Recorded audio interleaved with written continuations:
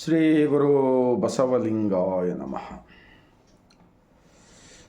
ವಿಶ್ವಗುರು ಜಗಜ್ಯೋತಿ ಕ್ರಾಂತಿಯೋಗಿ ಮಹಾತ್ಮ ಬಸವಣ್ಣನವರನ್ನು, ವಿಶ್ವಜ್ಯೋತಿ ಅಕ್ಕ ಮಹಾದೇವಿರವರನ್ನು, ಸಕಲ ಶಿವ ಶರಣರನ್ನು ಎನ್ನ ಹೃದಯ ಮಂದಿರದಲ್ಲಿ ನೆನೆಯುತ್ತಾ ಭಾರತೀಯರೆಲ್ಲರಿಗೂ ಬಸವನಾಡು, ಶರಣರ ನಾಡು, ಅನುಭವ ಮಂಟಪ ನಾಡು, ಬಸವ ಕಲ್ಯಾಣದ ಭೂಮಿಲಿಂದ ಬರ್ತಕ್ಕಂಥ ಶಿವರಾತ್ರಿ ಹಬ್ಬದ ನಿಮಿತ್ತವಾಗಿ ಅಣ್ಣ ಬಸವಣ್ಣನವರ ಒಂದು ವಚನ.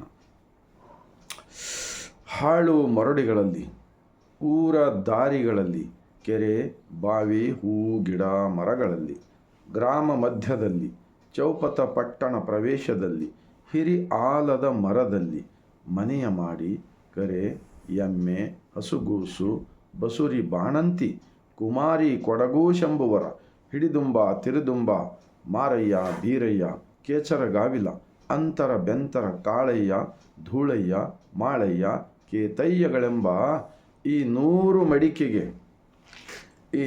ಮಡಿಕೆಗೆ ನಮ್ಮ ಕೂಡಲ ಸಂಗಮ ದೇವ ಒಬ್ಬ ದೇವಂಗೆ, ನಮ್ಮ ಕೂಡಲ ಸಂಗಮ ದೇವ ಒಬ್ಬ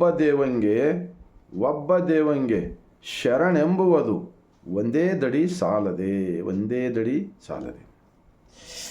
ಈಗ ಬಸವ ನಾಡು, ಶರಣರ ನಾಡು ನಲ್ಲಿ ಕೆಲವು ಸ್ವಾರ್ಥಿಗಳು ಬಸವಣ್ಣನವರನ್ನು ಧರ್ಮಗುರು ಎಂದು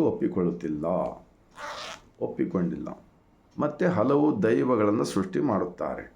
ಈ ಬಸವಣ್ಣನವರ ವಚನದಂತೆ 33 ಕೋಟಿ ದೈವಗಳನ್ನು ಸೃಷ್ಟಿ ಮಾಡಿ ಜನರಿಗೆ ದಿಕ್ಕು ತಪ್ಪಿಸಿ ಮಾನಸಿಕ ಗುಲಾಮರನ್ನಾಗಿಟ್ಕೊಂಡು ಅವರು ದುಡಿದ ದುಡ್ಡನ್ನು ತಮ್ಮ ಸ್ವಾರ್ಥಕ್ಕಾಗಿ ಸುಲಿಗೆ ಮಾಡಿ ಇವತ್ತು ಬಸವಣ್ಣನವರ ಹೆಸರ ಮೇಲೆ ಇಷ್ಟಲಿಂಗ ಧ್ಯಾನ, ಇಷ್ಟಲಿಂಗ ಪೂಜೆ ಅಂಥೇಳಿ ಮಾಡಿಸ್ತಕ್ಕಂಥದ್ದು ಎಷ್ಟು ಸರಿ ಇದೆ? ಆದ್ದರಿಂದ ಅಂತಹ ಜನರನ್ನು ನಂಬಿ ಕೆಡಬೇಡಿ.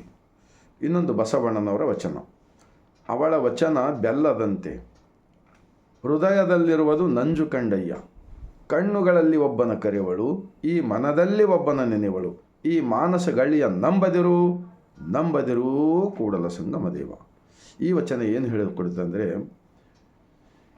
ಇಂತಹ ಬಸವದ್ರೋಹಿಗಳನ್ನು ನಂಬಿ ನೀವು ಏಕದೇವ ಉಪಾಸಕರಾಗುವುದಿಲ್ಲ. ನಿಜವಾಗಿರ್ತಕ್ಕಂಥ ದೇವನ ದರ್ಶನ ನೀವು ಎಂದಿಗೂ ಮಾಡಲು ಸಾಧ್ಯವಿಲ್ಲ. ಮತ್ತೆ ಅಂಥವರ ಗುಲಾಮರಾಗಿ ನೀವು ದುಡಿದಿರ್ತಕ್ಕಂಥ ದುಡ್ಡನ್ನು ಹಾಳು ಮಾಡಿಕೊಂಡು ಮತ್ತೆ ಮಾನಸಿಕ ರೋಗಿಗಳಾಗಿ ನೀವು ಅಂತರ ಆತ್ಮಸಾಕ್ಷಿಯಿಂದ ಬದುಕುವುದನ್ನು ಬಿಟ್ಟು ಇವತ್ತು ದೇಶಕ್ಕೆ ಭ್ರಷ್ಟಾಚಾರ, ಕಳ್ಳ ಸುಳ್ಳ, ಮೋಸ, ವಂಚನೆ, ಸುಲಿಗೆ ಇವೆಲ್ಲ ಹೆಚ್ಚು ಆಗಲಿಕ್ಕೆ ಕಾರಣ ಇದೇ. ಬಸವಣ್ಣನವರನ್ನು ಧರ್ಮಗುರು ಎಂದು ಒಪ್ಪಿಕೊಳ್ಳಲಾರದವರು, ಏಕದೇವ ಉಪಾಸನೆ ಆಚರಣೆ ಮಾಡಲಾರದವರು, ಇವರಿಂದ ಬಸವಣ್ಣನವರ ತತ್ವ ತಿಳ್ಕೊಂಡವರೆಲ್ಲರೂ ಜಾಗೃತವಾಗಬೇಕು. ಮತ್ತು ಅಂಥವರನ್ನು ನಾವು ದೂರವಿಟ್ಟರೆ ಒಳ್ಳೆಯದು ಎಂದು ಹೇಳುತ್ತಾ, ತಮ್ಮೆಲ್ಲರ ಮನಕ್ಕೆ ತಟ್ಟಿದೆ ಆದರೆ ಮತ್ತೆ ಹೇಳುತ್ತೇನೆ, ಬಸವ ದ್ರೋಹಿಗಳಿಂದ ಎಚ್ಚರ. ಇಡೀ ಭಾರತ ದೇಶದಲ್ಲಿರ್ತಕ್ಕಂಥ 145 ಕೋಟಿ ಜನರಿಗೆ ಈ ಮುಂಜಾನೆಯ ಬಸವಾದಿ ಶರಣರ ಚಿಂತನೆಗಳ ವಿಚಾರಗಳನ್ನು ತಲುಪುವ ಕಾರ್ಯ ನಾವೆಲ್ಲರೂ ಮಾಡಿದ್ದೇ ಆದರೆ ನಿಜವಾಗಿರ್ತಕ್ಕಂಥ ದೇಶಭಕ್ತರಾಗುತ್ತೇವೆ ಎಂದು ಹೇಳುತ್ತಾ, ಅರಿಯಲಾರದವರನ್ನು ಕ್ಷಮೆ ಮಾಡಬಹುದು. ಎಲ್ಲವನ್ನು ಅರಿತು 900 ವರ್ಷಗಳಿಂದ ದೇಶದ್ರೋಹಿ ಕಾರ್ಯ ಮಾಡ್ತಾ ಇದ್ದಾರೆ ಬಸವದ್ರೋಹಿಗಳು. ಬಸವಣ್ಣನವರನ್ನು ಎತ್ತನ್ನು ಮಾಡಿ ಕೂಡಿಸಿದರು. ಆನಂತರ 2 ಪತ್ನಿಯನ್ನು ತೋರಿಸುತ್ತಿದ್ದಾರೆ. ಇವೆಲ್ಲವೂ ಕೂಡ ಬಸವ ತತ್ವ ಬೆಳೆಯಲಾರದಂತೆ ಮಾಡುವುದೇ ಇವರ ಮುಖ್ಯ ಉದ್ದೇಶವಾಗಿದೆ. ಬಸವಣ್ಣನವರ ವಚನಗಳು ಏನು ಹೇಳಿಕೊಡುತ್ತವೆ ಅಂದರೆ, ಪರಮ ಪತಿವ್ರತೆಗೆ ಗಂಡನೊಬ್ಬ. ವಚನಗಳು ಸಾಕ್ಷಿ ಇವೆ. ಮನುಷ್ಯನಿಗೆ ಒಬ್ಬನೇ ದೇವರು, ಆ ದೇವ ತನ್ನೊಳಗೆ ಕಾಣದು. ಒಬ್ಬಕಿನೇ ಪತ್ನಿ. ನಮ್ಮ ಬಸವಣ್ಣವರು ಸ್ಥಾಪಿಸಿದ ಧರ್ಮ ಸನ್ಯಾಸಿ ಧರ್ಮ ಅಲ್ಲವೇ ಅಲ್ಲ, ಸಂಸಾರಿಕ ಧರ್ಮ.